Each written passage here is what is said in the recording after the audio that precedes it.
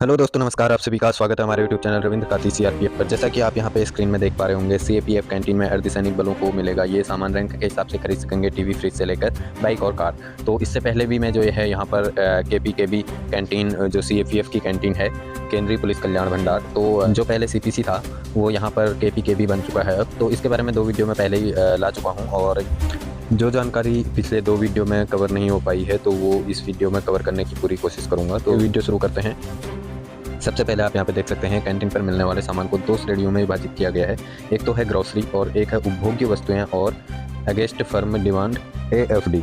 तो यहाँ पर क्या है, मैंने आपको एक वीडियो दिखाया था जिसमें जो मैंने केपीकेबी कैंटीन कार्ड जिसको दिखाया था, उसमें आपको याद होगा, अगर आपने देखा होगा तो। नहीं देखा है तो मेरे चैनल पर जो है प्लेलिस्ट में जाके आप केपी कैंटीन का एक अलग से फोल्डर बनाया है, उसमें जाके आप दोनों वीडियो देख सकते हैं। तो यहाँ पर आप देखिए, एक ग्रोसरी दिखाया गया है और एक एएफडी दिखाया गया है। तो वहाँ पे कैंटीन कार्ड में ये दोनों चीज़ें अलग अलग दिखाई गई हैं, दोनों का बिल अलग अलग होगा। तो ये 2 चीज़ें हैं, और एएफडी में 2 भाग हैं, एएफडी 1 और एएफडी 2। पहले तो क्या है, पहले एक ग्रोसरी हो गया और एक एएफडी हो गया, ठीक है। और ग्रोसरी का अलग हो जाएगा और एएफडी का अलग हो गया। एएफडी में एएफडी 1 और एएफडी 2 2 भागों में बांटा गया है, ये भी मैं आपको आगे बताऊँगा। तो जैसा कि आप यहाँ पे देख पा रहे होंगे, केंद्र सरकार ने पुलिस कल्याण भंडार जो यहाँ पे है, यहाँ पे 50% जो है जीएसटी में छूट देने की घोषणा की थी। तो ये किस किस के लिए जो है यहाँ पर फ़ायदेमंद होने वाला है वो यहाँ पे आप देख सकते हैं।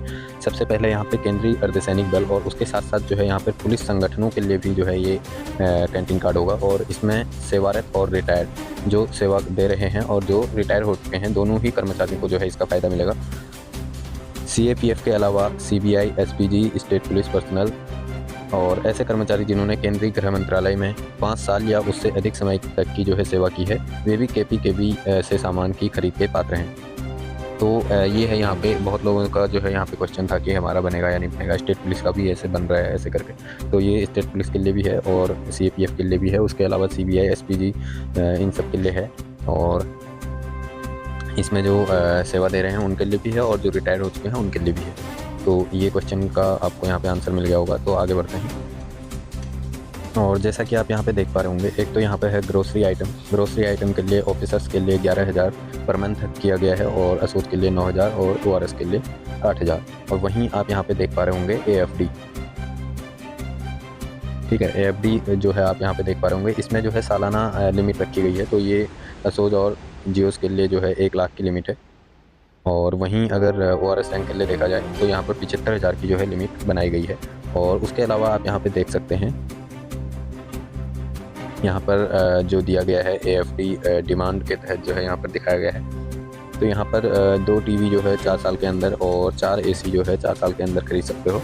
उसके अलावा जो है यहाँ पर एएफडी 1 है। तो एएफडी 1 में क्या आता है, एएफडी 1 में जो है आपके वाहन हैं, 2 पहिया 4 पहिया जो भी है। तो उसके लिए क्या लिमिट है वो आपको बताऊंगा, लेकिन उससे पहले ये है कि ये चीज़ें जो है आपको कैंटीन में पहले से उपलब्ध नहीं मिलेंगी। तो इसके लिए आपको डिमांड देनी पड़ेगी, उसके बाद जो है कैंटीन मंगा के उसको आपको प्रोवाइड करेगा। अब आप यहाँ पे एक बार मैं आपको यहाँ पे बता देता हूँ कि कौन से मैं जो है सीआरपीएफ के पास जो है कितने मास्टर कैंटीन और सब्सिडी कैंटीन जो है यहाँ पर है। तो यहाँ पे आप देख पा रहे होंगे, सबसे पहले सीआरपीएफ के पास जो है मास्टर भंडार हैं 44 और सब्सिडी भंडार हैं 302। वहीं बीएसएफ के पास 35 मास्टर भंडार हैं, सब्सिडी भंडार 244। आईटीबीपी के पास 12 मास्टर भंडार हैं और सब्सिडी भंडार हैं 83। और सीआईएसएफ के पास 19 मास्टर भंडार हैं, 221 जो है सब्सिडी भंडार हैं। एसएसबी के पास 8 मास्टर भंडार हैं और 108 सब्सिडी भंडार हैं। और वहीं आप देखेंगे स्टेट पुलिस के पास 1 मास्टर भंडार और 721 सब्सिडी भंडार। और सीबीआई के पास 6 सब्सिडी भंडार। आईवी इंटेलिजेंस ब्यूरो के पास 13 सब्सिडी भंडार। एनएसजी के पास 2 सब्सिडी भंडार और रॉ के पास 1 सब्सिडी भंडार और एनडीआरएफ के पास 10 सब्सिडी भंडार। और वहीं हम बात करते हैं आरपीएफ, तो रेलवे प्रोटेक्शन फोर्स, तो 71 सब्सिडी भंडार। और एनटीआरओ के पास है 1 सब्सिडी भंडार और एसपीजी के पास 1 सब्सिडी भंडार। कुल जो है 119 मास्टर भंडार हैं और 1786 सब्सिडी भंडार हैं। और जैसा कि आप यहाँ पे देख पा रहे होंगे, कैंटीन में इन 2 श्रेणियों के तहत सामान मिलेगा, यहाँ पर बताया गया है। और वो यहाँ पे आप देख सकते हैं 2 श्रेणियों में विभाजित किया गया है, ग्रोसरी और उपभोगी। ये मैं पहले ही आपको बता चुका हूँ। ग्रोसरी में आपके डेली आइटम रहेंगे, और उसके बाद जो है एएफडी में एएफडी 1 और एएफडी 2 में विभाजित किया गया है। और यहाँ पे आप देख सकते हैं AFD 1 में जो है आपका एयर कंडीशनर, अलमारी, बेड, साइकिल, डीप फ्रीजर और desert cooler, dish washer, laptop, mobile phone, music system, refrigerator, tablet, tea, coffee, vending machine, television, washing machine, water cooler, air purifier, desktop, chapati maker, sofa, गद्दे, 2 पहिया वाहन, 4 wheeler और ऐसे item जिनकी कीमत 15,000 रुपये प्रत्येक से ज़्यादा है, ठीक है, वो जो है यहाँ पर AFD 1 में आएंगे। और AFD 2 में ऐसे आइटम जो है शामिल हैं जिनकी सेल वैल्यू जो है 15,000 रुपये से नीचे है और वह AFD 1 के तहत कवर नहीं होते हैं, ठीक है। और AFD 2 में आइटम का जो कम से कम होता है वो है आपका 1200 से ऊपर होना चाहिए, तो वो आपका AFD 2 में आएगा और 15,000 से कम होना चाहिए, ठीक है। और उसके बाद आप यहाँ पे देख सकते हैं किस रैंक की कितनी खरीदारी सीमा, तो ये मैं आपको पहले ही बता चुका हूँ, तो ये बताने की ज़रूरत है नहीं। और AC और TV के बारे में मैंने आपको बता दिया। AC आप 4 खरीद सकते हो 4 साल के अंदर, और TV आप 2 खरीद सकते हो 4 साल के अंदर। और उसके बाद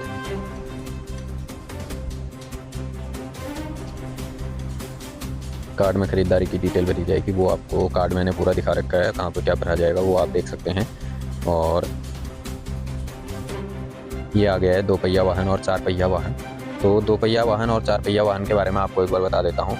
वेतन 3 से 5 तक की श्रेणी में शामिल कर्मी जो हैं, जो पे बैंड होता है, तो वो 3 से 5 तक की श्रेणी वालों के लिए 4 पहिया वाहन खरीद सकते हैं, ठीक है।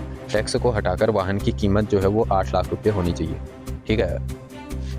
कैंटीन से अगर आपको 4 पहिया वाहन खरीदना है तो उस 4 पहिया वाहन को आप कैंटीन से खरीद सकते हैं जिसका टैक्स हटाकर 8 लाख रुपया होना चाहिए। 8 लाख से ज़्यादा नहीं होना चाहिए, ठीक है। उससे ज़्यादा की गाड़ी जो है कैंटीन में उपलब्ध नहीं कराई जाएगी। टैक्स को हटाकर 8 लाख होना चाहिए गाड़ी का मूल्य, 8 लाख से ज़्यादा की गाड़ी नहीं होनी चाहिए। तो और लाइफ टाइम में जो है कितने जो है 4 पहिया ले सकते हैं, तो देख सकते हैं आप लाइफ टाइम में जो है आप 4 2 पहिया या फिर 4 पहिया वाहन खरीद सकते हैं। 2 पहिया हो या फिर 4 पहिया हो, आप सिर्फ 4 ही जो है लाइफ टाइम में खरीद सकते हैं। पहली खरीद जो है वो नौकरी में 5 साल पूरे होने पर ही हो सकेगी, ठीक है। ये भी आपको ध्यान रखना है। यदि आप गाड़ी खरीदना चाहते हैं कैंटीन से, तो उसके लिए आपको 5 साल पूरे होने चाहिए जॉब में, ठीक। उसके बाद ही जो है आप यहाँ पे खरीद सकते हैं। 2 गाड़ियों की खरीद में 8 साल का अंतर होना चाहिए। ये भी आपको ध्यान रखना है कि अगर आपने एक गाड़ी खरीद ली है और तुरंत ही दूसरी गाड़ी भी आप कैंटीन से खरीदना चाहते हैं तो ऐसा नहीं होगा। अगर एक गाड़ी खरीदने के बाद अगर आपके 8 साल पूरे हो जाते हैं तो आप दूसरी गाड़ी उसके बाद खरीद सकते हैं। ये नियम सेवारत, रिटायर्ड, पेंशनर और विधवा, इन सभी श्रेणियों पर जो है लागू होंगे। अगर सर्विस में रहने के दौरान किसी ने 4 गाड़ी खरीदी हो तो रिटायरमेंट के बाद उसे मौका नहीं मिलेगा। मतलब ये साफ है कि आपको सिर्फ 4 गाड़ियाँ आप खरीद सकते हो, चाहे 2 पहिया हो 4 पहिया हो, और उनके बीच में 8 साल का जो है गैप होना चाहिए और 5 साल आपकी सर्विस होनी चाहिए। उसके बाद ही आप ये खरीद पाएंगे, उससे पहले आप नहीं खरीद पाएंगे। और वेतन 6 से 9 तक की श्रेणी में शामिल कर्मी जो हैं उनके लिए जो है यहाँ पर 5 2 पहिया या फिर 4 पहिया वाहन खरीद सकते हैं। और टैक्स को हटाकर जो है उनका गाड़ी की कीमत जो है 10 लाख रुपये होनी चाहिए, ठीक है। और अब आप देख लेंगे, उसके बाद आप देख सकते हैं कि आपका जो पेमेंट है वो कौन से स्तर का है। जैसे सिपाही का रहता है वो 3 का रहता है, तो उसके बाद ऐसे बढ़ते जाता है, तो आपका किस के अंदर आ रहा है वो आप देख सकते हैं। वीडियो को आप पीछे करके दोबारा देख लेना एक बार अगर समझ में नहीं आ रहा है तो। और 2 वाहनों की खरीद में जो है 8 साल का अंतर होना चाहिए। इनका भी सेम है, लेकिन हमारा जो है 8 लाख रुपये जो है कीमत होनी चाहिए टैक्स को हटाकर, और इनके लिए जो है 10 लाख की गाड़ी ये खरीद सकते हैं। वेतन स्तर 10 या उससे आगे की श्रेणी में शामिल कर्मी जो है वो 20 लाख रुपए तक की गाड़ी ले सकता है। 2 वाहनों की खरीद के बीच 8 साल का अंतर होना चाहिए इनका भी। और 50% छूट मिलेगी, वो मैं आपको बता चुका हूँ। कितने मास्टर कैंटीन और कितने सब्सिडी भंडार हैं जो है वो भी मैं आपको बता चुका हूँ किसके अंदर कितने हैं।